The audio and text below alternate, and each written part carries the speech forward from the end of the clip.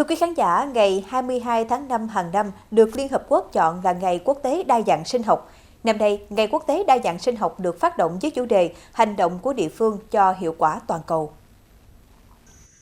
Thông điệp năm nay nhấn mạnh vai trò cốt lõi của các sáng kiến và hành động từ cộng đồng địa phương trong việc thực hiện các mục tiêu bảo tồn đa dạng sinh học trên phạm vi toàn cầu.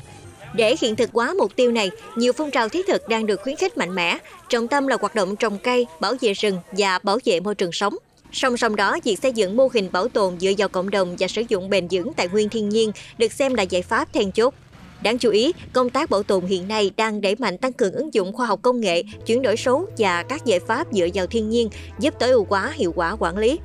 Bên cạnh các giải pháp khuyến khích, việc ngăn chặn các hành vi khai thác, săn bắt, buôn bán trái phép động thực vật hoang dã và tăng cường kiểm tra, giám sát pháp luật về đa dạng sinh học cũng sẽ được siết chặt.